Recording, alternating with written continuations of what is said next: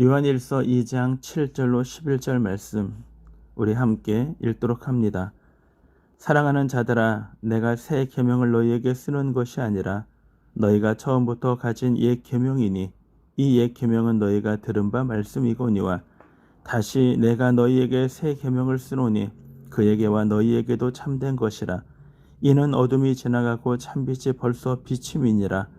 빛 가운데 있다 하면서 그 형제를 미워하는 자는 지금까지 어둠에 있는 자요, 그의 형제를 사랑하는 자는 빛 가운데 거하여 자기 속에 꺼리낌이 없으나 그의 형제를 미워하는 자는 어둠에 있고 또 어둠에 행하며 갈 곳을 알지 못하나니 이는 그 어둠이 그의 눈을 멀게 하였음이라. 아멘.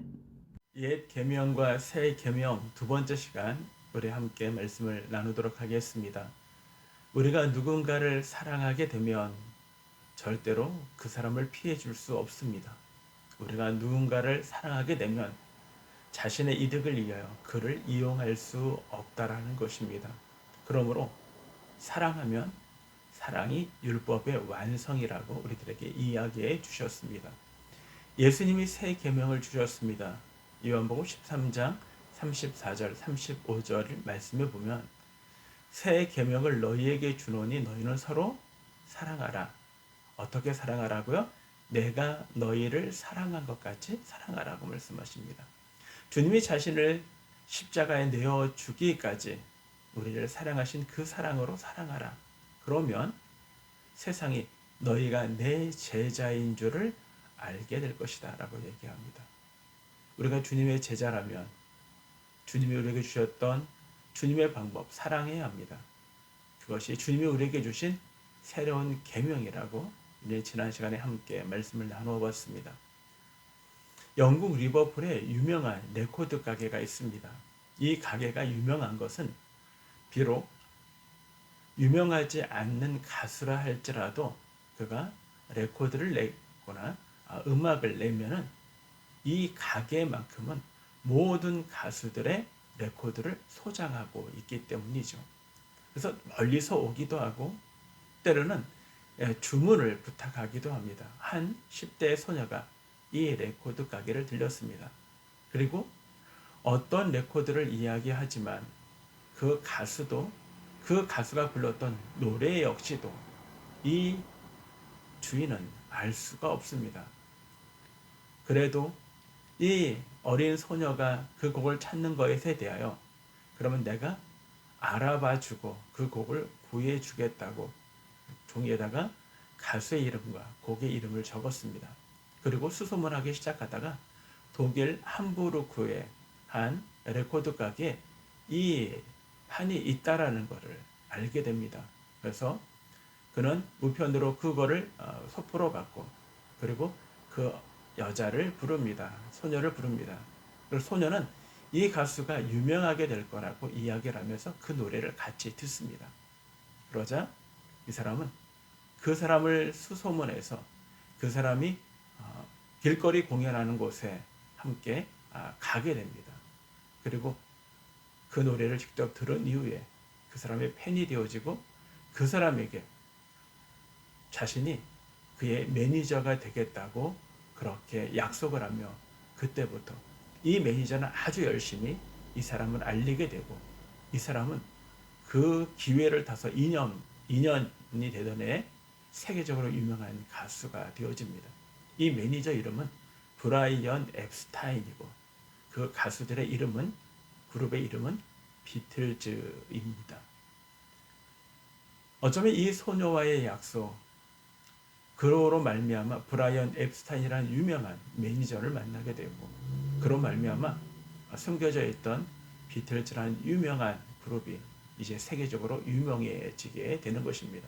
어쩌면 이와 같이 어쩌면 이 앱스타인은 이 소녀의 약속을 그냥 모른다고 그냥 없다고 나는 그 가수를 모르겠다고 그렇게 지나치거나 아니 그렇게 이야기해도 누가 뭐라 그럴 수는 없습니다.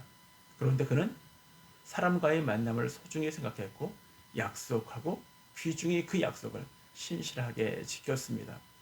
하나님은 어떤 사람을 우리들에게 그 사람이 우리에게 훌륭한 사람인지 내게 도움이 되는지 내 인생을 바꿀 수 있는 사람인지 우리는 아무것도 알지 모릅니다. 다만 우리에게 주어진 우리의 이웃들을 소중하게 생각하고 그들의 만남을 하나님이 우리에게 약속해 주신 귀한 만남인 줄 알고 소중하게 생각하는 사람, 그때 하나님이 그 기회를 선용하고 그 기회를 통하여 놀라운 변화의 시점이 우리들에게 주어질 수 있다라는 것입니다. 예수님은 8절에 이렇게 말씀하십니다. 8절에 다시 내가 너희에게 새 계명을 주노니 그에게와 너희에게도 참된 것이라. 이는 어둠이 지나가고 참빛이 벌써 비춤이니라. 내가 너희에게 새 계명을 다시 준다. 그에게와 너희에게도 참된 것이다 라고 얘기합니다. 우리 모두에게 참된 것이라고 얘기합니다. 하나님에게도 예수님에게도 그리고 우리에게도 이것은 진리요 참된 것이라고 얘기합니다. 왜 예수님이 참되다라는 것은 무슨 뜻일까요? 이 땅에 오셔서 십자가의 죽으심으로 하나님의 뜻, 하나님의 계획, 그곳에 순종하기까지 하나님이 우리에게 주셨던 그 계명을 사랑하라는 것을 실천하였기 때문에 그는 참된 것이 되는 것이죠. 뿐만 아니라 왜 하나님이 참된 것이 됩니까? 자신의 외아들을 죽기까지 우리를 위하여 구원의 길을 열어주셨고 하나님이 우리를 사랑하신다는 그 사랑의 증거를 확증해 주셨기 때문에 하나님 역시 참됩니다. 그러면 왜 우리는 참됩니까? 주님은 독생자 외아들을 죽기까지 우리를 사랑하셨던 그 사랑의 앞에 우리가 그 십자가에 죽으시고 부활하신 예수님을 우리 안에 모셔드린 그분이 오늘도 우리에게 활동하시며 주님이 새 계명에 순종할 수 있도록 하신 것, 그것이 참되다라는 것입니다. 전체적으로 무엇에 대해 참됩니까? 하나님이 우리를 사랑하심에 대하여 참되입니다. 하나님이 우리를 사랑하신다는 걸 우리가 믿기에 우리도 참되다라고 요한 사도는 우리들에게 이야기해 주고 있는 것입니다. 우리는 이 말씀 속에서 그래서 8절에 하반절에 보면 우리들에게 이렇게 이야기하고 있는 것입니다. 이는 어둠이 지나가고 참빛이 벌써 비침이니라 라고 말씀해 주고 있습니다. 이제 저와 여러분에게 예수 그리스도를 우리의 마음에 둠으로 말미암아 이제 우리의 어둠은 물러가고 우리는 참빛 가운데 참빛이 우리에게 비춰졌다라고 이야기합니다. 그렇다면 왜 새 계명이라고 이야기하는 걸까라는 것입니다. 옛 계명 역시도 사랑을 이야기했고요. 그리고 하나님 사랑, 이웃 사랑에 대하여 우리에게 말씀해 주셨습니다. 그러므로 하나님은 사랑의 기준이 되어진 것입니다.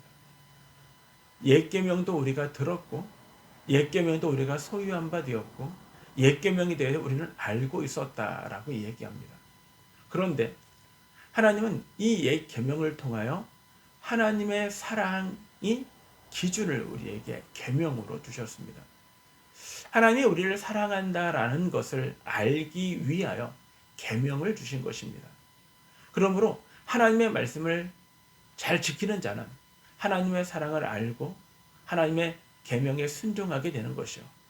하나님의 사랑을 알지 못하는 자는 그 계명을 지키지 못한다라는 것입니다. 하나님은 이 계명을 통하여 하나님의 사랑이 너희들에게 얼마나 큰지를 우리가 알기를 원했습니다.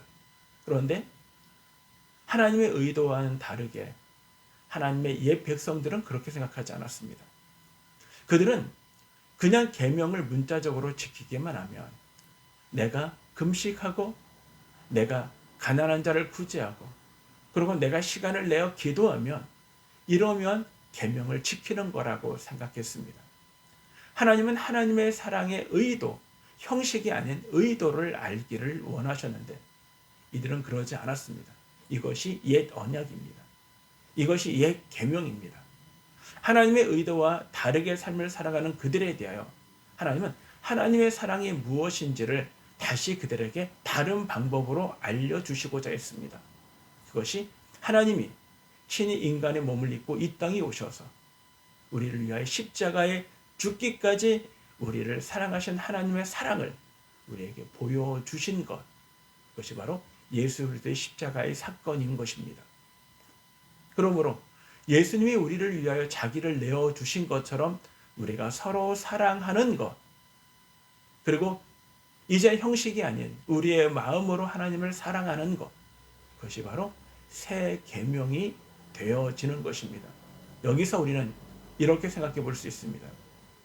이제는 우리가 내가 하나님이 나를 사랑한다라는 걸 내가 안다는 것, 내가 하나님의 사랑 안에 있다는 것, 내가 빛 가운데 행하고 빛의 비춤을 받았다라는 것을 고백하는 것은 바로 하나님을 사랑을, 하나님 사랑, 이웃 사랑에 있는 것이죠.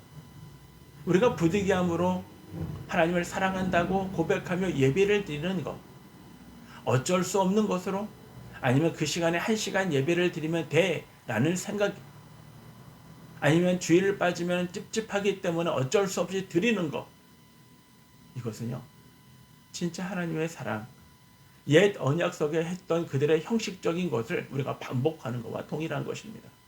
새 계명을 받은 자는 이제 우리들에게 말씀으로만 주셨던 것이 아니라 예수 그리스도가 실형으로, 실모형으로 우리에게 보여주셨기에 우리의 예수 그리스도를 아는 사람을 핑계댈 수 없는 것이 되어지는 것입니다.